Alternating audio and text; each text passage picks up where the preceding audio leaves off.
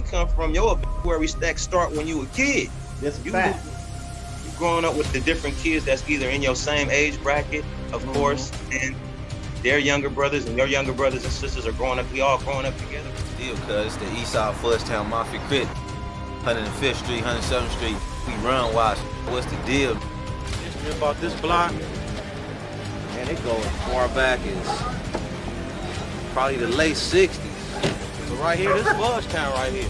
Our colors is brown. Just like any other Crips crew, the Fudge Town Mafia Crips from South Los Angeles may be small, but they've packed a serious punch that few have dared to test. If you're not familiar, this crew has roots going back to the 70s, carving out a reputation that's echoed beyond their community and even caught attention in the wider world of gang rivalries. History about this block, Man, it goes as far back as probably the late 60s.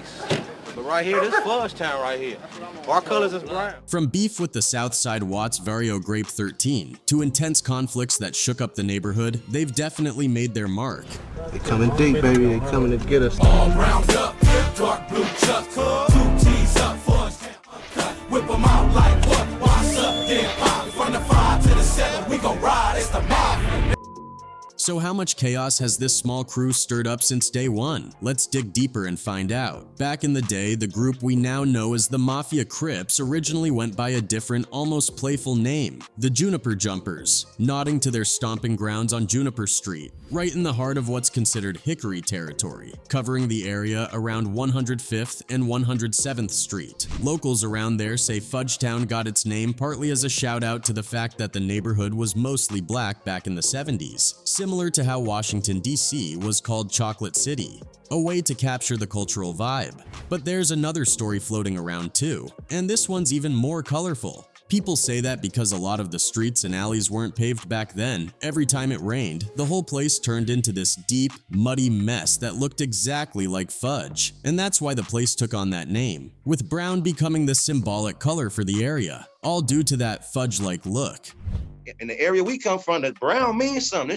This get your head knocked off if you in the right area in the wrong time with this on.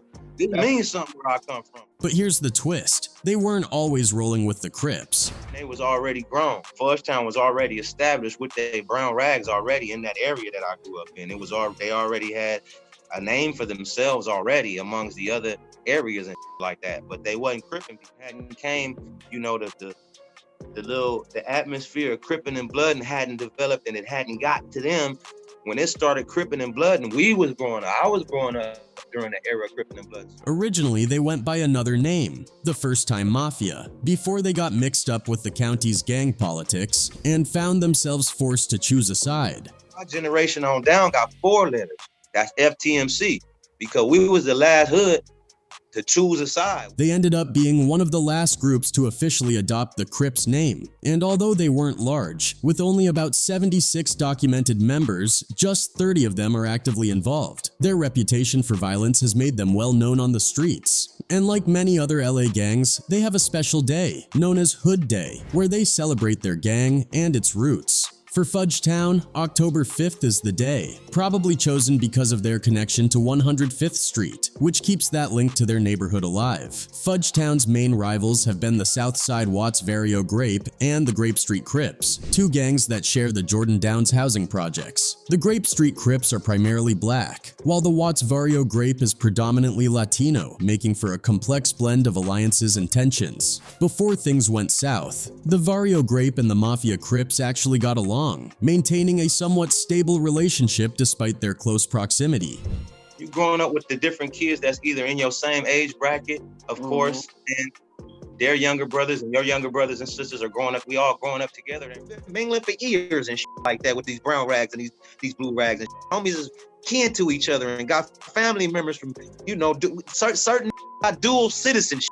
The Southside Watts Vario Grape 13 and their arch rivals, the Fudge Town Mafia Crips, have been locked in a brutal, ongoing feud for years. A rivalry that has spilled so much blood you'd think they'd be sworn enemies for eternity. And it's not just limited to those two. This bad blood has also drawn in other Mafia Crips, intensifying a deep-seated animosity that spreads far and wide among other African-American street gangs, with the Barrio Grapes clashing heavily with the PJ Watts Crips, East Coast Crips, Hat Gang Crips, Bounty Hunter Bloods, Hacienda Village Bloods, and Circle City Piru. As if that weren't enough, they've got ongoing beef with several Hispanic street gangs too, including the Watts Wagon Colonia 13, Watts Ivy Street 13, Watts Elm Street 13, Watts 13 Gang, and Florencia 13, making this not just a rivalry between two gangs, but a sprawling network of hostilities that covers the streets and alleys of Los Angeles, turning whole neighborhoods into battlegrounds in this multi-layered war that doesn't seem to have an end in sight.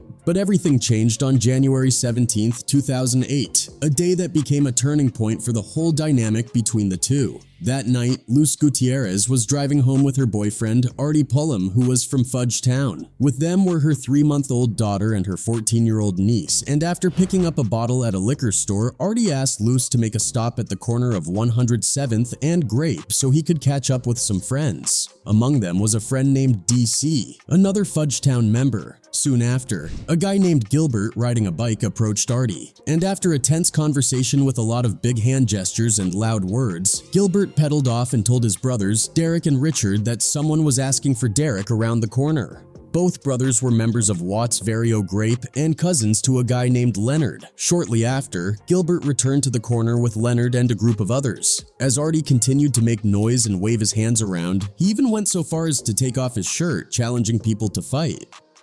Things escalated fast. Leonard moved in closer, pulled out a gun and fired. A single shot, then another, the second one hitting Artie right in the back of his head. His body hit the ground and he was later found with multiple gunshot wounds to his back and head, marking the brutal and fatal end to Artie's life. Leonard from Watts Vario Grape ended up being convicted for the MDR, landing a heavy sentence of 50 years to life, and while Artie's death definitely caused some tension in the neighborhood, there wasn't any immediate payback. At least not until a few years later, in March 2011, when a young Fudge Town member named Stevo was attacked and stabbed by someone from Watts Vario Grape, and that incident is what most people say really set off the feud between Fudge Town and Watts Vario Grape for good. Then, just a few weeks after that, on March 20th, 2011, things escalated fast and turned deadly when Jose, a 16-year-old member of Watts Vario Grape, was fatally shot while he was just sitting on the 10600 block of Gray Street minding his own business. He was found lying in the street with multiple gunshot wounds, and though he was rushed to a hospital in Linwood, he was declared dead at exactly 8:38 p.m. That tragic loss seemed to push things even further, and by June 18, 2011, at around 10 p.m., the violence continued when Emmanuel and Angelica, who were just chatting in the driveway on 10600 block of Grape Street, became targets when a car rolled by, and out of nowhere an Aslati rifle appeared in the window, spraying bullets that fatally struck both of them. Emmanuel was a beloved member of Vario Grape, while Angelica was a young mother with a newborn baby, and the word on the street was that Fudge Town Mafia Crips were responsible for this heartbreaking double homicide. Then, not even 2 months later, on August 28, 2011, Reginald McDaniel, known on the streets as Check Wayne from Fudge Town, was driving around near 105th and Grape Street with 2 other passengers when shots suddenly rang out from someone standing on the sidewalk. Reginald took bullets to the head and back, causing his car to veer off and slam into a tree, and when authorities arrived just after midnight, they found him slumped over the wheel, already dead, while his 2 passengers who had fled the scene were later questioned and released, and all fingers pointed at Vario Grape as the ones behind this hit. The violence didn't let up, and just a few weeks later, in October 2011, at around 8:50 a.m., Oscar, also known as Knuckles from Watts Vario Grape, was standing near his Aunt Aurelia's tamale stand around 10600 block of South Wilmington when 2 men walked up out of nowhere, guns drawn, and fired on Oscar relentlessly, shooting him a total of 21 times. 3 of the bullets tore through his head while others struck his lungs and heart, KOing him almost instantly. After the shots, the shooters took off down an alley, leaving Oscar's body face down on the sidewalk, where paramedics later arrived, only to confirm that he was already gone. By October 19, 2011, tensions were boiling over in the neighborhood, and around 2 p.m., police officers patrolling westbound on 104th Street noticed a white car speeding on Graham. When they checked the plates, they found the car's registration was expired, so they turned on their lights and sirens to pull it over. But instead of stopping, the car kept going, eventually slowing down in a shopping center driveway where the passenger door opened and a man,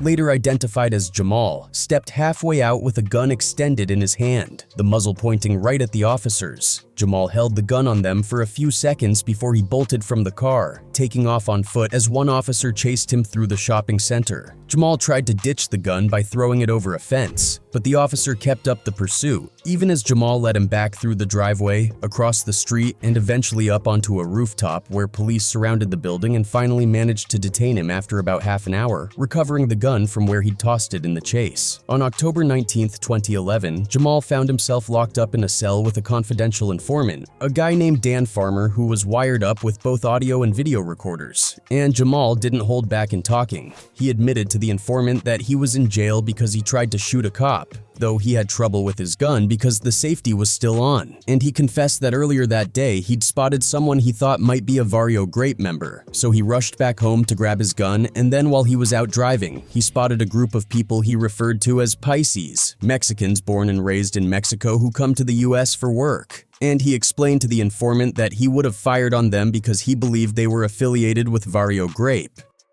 Jamal even brought up the recent emder of Knuckles, Oscar, claiming that he had used both a Glock and a Beretta to shoot Oscar and boasting that he'd shot him in the head 13 times while Melvin, another Fudge Town member, had shot Oscar's aunt, the tamale vendor, in the leg. Jamal and the informant continued talking, with Jamal going on to say that the plan was to off every last Vario Grape member since there were supposedly only a few left, adding that he'd made sure the shots he fired were all headshots, and he told the informant with a grim satisfaction that he'd watched Oscar's brain spill out, even saying, "It's gonna be a closed casket for sure." Everyone in the streets believed Jamal was behind the emder, and Jamal bragged to the informant saying, "We got a cold little bag," hinting that they had the tools to keep causing trouble. The very next day, Dan Farmer, the same informant, was put in a cell with Melvin, who casually bragged that the Beretta they used might have been involved in over 20 K-ings, and he downplayed Oscar's death, calling it a slider instead of an emder. Eventually, Jamal King, also known as Badaz, and Melvin, who went by Baby Nephi, were both convicted of Oscar's emder, each receiving a hefty sentence of 25 years to life plus an additional 25 years to life due to firearm enhancements. To let y'all know, cuz on the whoever want beef with the Fudge Town Mafia Crips on the be coming home, whoever can get it on the we knocking down, whoever, whatever, T-Bone Rider gang, everything bad. Then, fast forward to a hot day in early June 2012, and Morrow and Liliana were outside their Los Angeles home with their 14-month-old baby Angel hanging out with friends. Morrow's buddy Mario was holding little Angel, and a few others like John, DR, and Javier were there too, with John being the only black person in the group. Just as the sun was setting but with still enough daylight, another friend of Morrow's, Louis, showed up wearing a green and purple shirt with a Honda logo, and he started handing out similar shirts to anyone who wanted one. Both John and Morrow threw on the shirts, not thinking much of it when John noticed a guy named Donald riding by on a bicycle, wearing a gray hoodie with the hood down. John made brief eye contact with Donald and gave him a slight nod, thinking Donald might say something, but Donald just paused for a second, then kept riding around the corner and out of sight. But about 2 minutes later, Donald showed up again, riding in the same direction but this time stopping right in front of the house, feet planted on the ground, straddling his bike. He struggled to pull a gun out of his hoodie pocket with his left hand, eventually pulling out a revolver and firing shots at the group. John yelled for everyone to get down, but tragically 2 bullets hit little Angel in the stomach and the baby died in his father's arms, while Morrow was hit in the shoulder. As soon as he was done firing, Donald pedaled away faster, making a left onto 107th Street, leaving John and Morrow in their purple shirts at the scene. Morrow, who had recently moved from Jalisco, Mexico, hadn't been aware of the gang tensions in the area, and some of his friends had even suggested he take off the shirt because of local gang rivalries, but he brushed it off. Multiple witnesses later identified Donald from a photo lineup, and during the investigation, officers discovered that Donald had changed his Facebook name 3 times, with statuses that hinted at his gang affiliations, like one that read, "If you ain't K's, stop putting Kez after yo letters," and another that bluntly stated, "2 things I hate the most, Mexicans and the police." After getting a search warrant, police checked both his mother's house in East Santa Ana, close to the crime scene, and another location on East 109th Street that he considered home. When Donald was finally arrested, police noticed he had a tattoo on his left arm reading TFR, which stood for T-Funk Riders, a small clique with around 12 to 15 members, making him one of the youngest shooters in a crew known for violence. By that time, the ongoing war had already led to around 30 shootings and 7 MDers, and Fudge Town members were frustrated, believing the police were siding with their Mexican rivals. Ultimately, Donald was found guilty on all counts and sentenced to 90 years to life in prison. A tragic but perhaps inevitable outcome in a war that seemed to have no end in sight. Let's take you through a little about the background of this gang. The Mafia Crips are a big network of tough street gangs, mostly African American, that got their start in neighborhoods all over Los Angeles County, especially places like South Central, Watts, Long Beach, and Pomona. One of the most infamous groups in this network is the Main Street Mafia Crips out of South Central LA, which is actually considered the biggest branch of the Mafia Crips. The Main Street Crips are split into 2 main sets, the 98 Main Street Mafia Crips and the 84 Main Street Mafia Crips. Then, over in the Watts area, the Mafia Crips branch out even more, with 4 gangs claiming allegiance, including the Blue Gate Mafia Crips and the Beach Town Mafia Crips. These two are so tight-knit that they formed an alliance called the Blue Gate Beach Town, or sometimes just Blue Town Mafia Crips. 2 other prominent gangs in Watts under the Mafia Crips are the Fudge Town Mafia Crips and the 99 Mafia Crips, both well-known and active in the area. When you look over to Pomona, you've got the West Side Mafia Crips and the Angelo Mafia Crips, the only Mafia Crip sets in that city, and they've got their own local rivalries, mainly with Pomona's Hispanic street gangs. Long Beach has its own Mafia Crips flavor too, represented by just 2 sets, the West Belvidere Mafia Crips and the Mac Mafia Crips, both of which are part of the larger Crips network in the area, adding yet another piece to the complex mosaic of the Mafia Crips across Southern California. On the flip side, the Grape Street Watts Crips actually trace their beginnings back to the original Watts Vario Grape crew, a fascinating mixed group of African American and Mexican American members who ran together through the streets of Watts, Los Angeles back in the day.